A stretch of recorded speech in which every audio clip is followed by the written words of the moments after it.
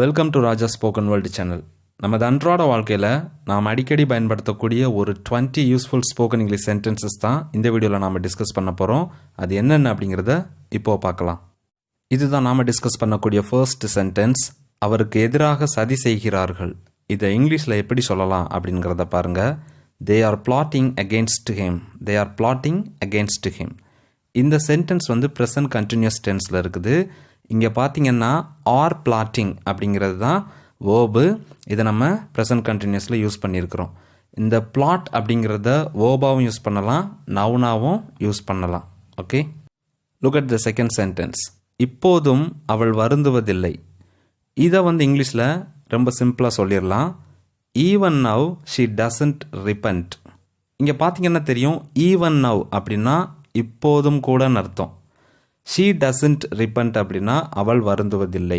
So இப்போதும் அவள் வருந்துவதில்லை அப்படின்னு இங்கிலீஷில் சொல்கிறதுக்கு even now she doesn't repent.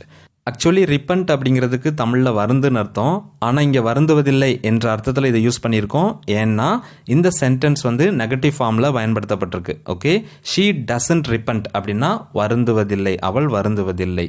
இதை ஷீ நாட் ரிப்பன்ட் அப்படின்னு யூஸ் பண்ணிடக்கூடாது.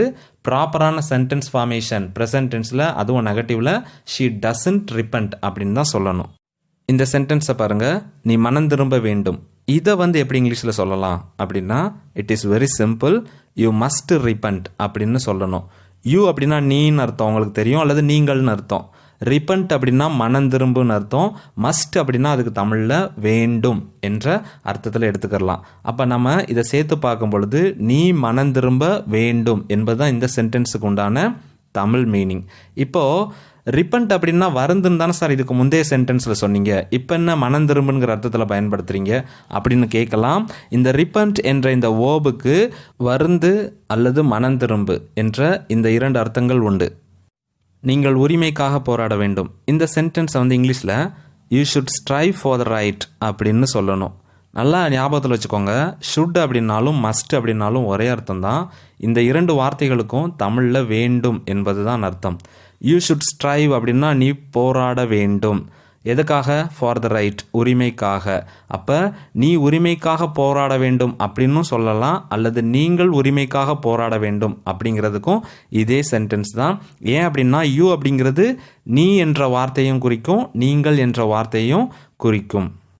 இந்த சென்டென்ஸை பாருங்கள். இது ஒரு முக்கியமான சென்டென்ஸ். யாராவது உள்ளே இருக்கிறீர்களா அப்படின்னு இங்கிலீஷில் கேட்குறதுக்கு இஸ் தேர் எனிபடி இன்சைட் அப்படின்னு தான் கேட்கணும். இஸ் தேர் எனிபடி இன்சைட் இப்படின்னு தான் கேட்கணும். இதை விட்டுட்டு நிறையா பேர் யாராவது இருக்காங்களா அப்படின்னு இங்கிலீஷில் கேட்குறதுக்கு பார்த்தீங்கன்னா எனிபடி இஸ் தேர் அப்படின்னு கேட்பாங்க.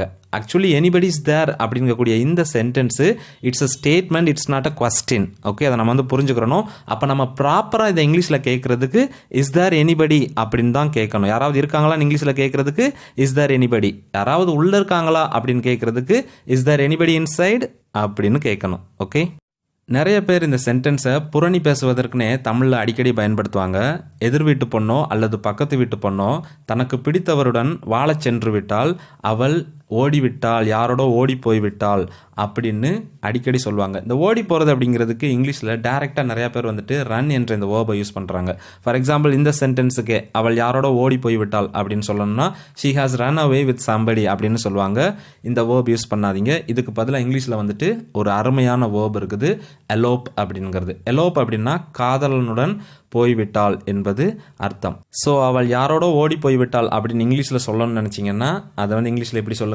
ஷி எலோப்ட் வித் சம்படி அப்படின்னு சொல்லணும். ஷி எலோப்ட் வித் சம்படி அப்படின்னா அவள் யாரோட ஓடி போய்விட்டாள், அதாவது வாழ சென்று விட்டாள்னு அர்த்தம். இதுதான் நாம் டிஸ்கஸ் பண்ணக்கூடிய நெக்ஸ்ட் சென்டென்ஸ். யாரோ வந்து கொண்டிருக்கிறார்கள். எல்லாருக்குமே தெரிஞ்சிருக்க வாய்ப்பு இருக்குது. இதை இங்கிலீஷில் சம்படி இஸ் கம்மிங் அப்படின்னு தான் சொல்லணும். நான் உங்களுக்கு நிறைய கடமைப்பட்டிருக்கிறேன். இதை எப்படி இங்கிலீஷில் சொல்லலான்ட்டு பாருங்கள். I owe you a lot. I owe you a lot அப்படின்னா நான் உங்களுக்கு நிறையா கடமைப்பட்டிருக்கேன்னு அர்த்தம். இப்போது நான் உங்களுக்கு கடமைப்பட்டிருக்கேன் அப்படின்னு மட்டும் சொல்லணும்னா ஐ ஓவ் யூ அப்படின்னு ஸ்டாப் பண்ணிடுங்க. நிறையா அப்படின்னு சொல்கிறது தான் அ லாட். இந்த ஓவ் அப்படிங்கிறது இந்த வேர்புக்கு தமிழில் கடமைப்பட்டுன்னு அர்த்தம். ஓகே, ஆக்சுவலாக நம்ம இந்த சென்டென்ஸை ப்ரெசன்ட் டென்ஸில் யூஸ் பண்ணியிருக்கோம். Okay, I owe you a lot. This is what the next sentence. பழைய விஷயங்களை மறந்துவிடு. How to say this in English? It is very simple. Look at the sentence. Forget the past. இப்படி தான் சொல்லணும். இதை பார்த்த உடனே இன்னொரு சென்டென்ஸ் ஞாபகத்துக்கு வருது. கடந்த காலத்தை மறந்துடு, எதிர்காலத்தை நினச்சிப்பாரு அப்படின்னு அடிக்கடி தமிழில் யூஸ் பண்ணுவாங்க. இதை வந்து இங்கிலீஷில் ஈஸியாக சொல்லிடலாம். forget the past, think about your future அப்படின்னு சொல்லணும். ஓகே, அவள் நம்பகமானவள். அவள் நம்பகமானவள் அப்படின்னு சொன்னாலும் சரி, அல்லது அவள் நம்ப தகுந்தவள் அப்படின்னு சொன்னாலும் சரி, இந்த ரெண்டு சென்டென்ஸுக்கும் இங்கிலீஷில் எப்படி சொல்லலாம்னு கேட்டிங்கன்னா, ஷீ இஸ் ரிலையபிள் அப்படின்னு சொல்லுங்கள். ஷீ இஸ் ரிலையபிள் அப்படின்னா அவள் நம்பகமானவள் அல்லது அவள் நம்ப தகுந்தவள் என்பது அர்த்தம். தயவு செய்து என்னை விடுங்கள் என்ற இந்த சென்டென்ஸாக இருந்தாலும் சரி, அல்லது தயவு செய்து என்னை விட்டு விடுங்கள் என்ற அந்த சென்டென்ஸாக இருந்தாலும் சரி, இந்த ரெண்டுக்குமே வந்துட்டு இங்கிலீஷில் ப்ளீஸ் லீவ் மீ என்ற இந்த சிங்கிள் சென்டென்ஸ் தான் பயன்படுத்தணும். இதை பார்த்த உடனே இன்னொரு சென்டென்ஸ் எனக்கு ஞாபகத்துக்கு வருது. நமக்கு ஒரு ப்ராப்ளம் அப்படின்ன உடனே நம்ம ஃப்ரெண்ட்ஸ் எல்லாம் நம்பிக்கையுற்ற மாதிரி ஒரு சென்டென்ஸ் அடிக்கடி சொல்லுவாங்க. அதாவது, இந்த பிரச்சனையை ஏன்ட்ட விட்டுரு, நான் பார்த்துக்கிறேன் அப்படின்னு சொல்லுவாங்க. இதையுமே வந்துட்டு இங்கிலீஷில் ரொம்ப சிம்பிளாக சொல்லிடலாம். Leave this problem to me, I will take care of it அப்படின்னு சொல்லணும். ஏதாவது ரொம்ப வெயிட்டாக இருந்துச்சுன்னா சொல்லுவோம், அது மிகவும் கனமாக உள்ளது அப்படின்னு சொல்லிட்டு.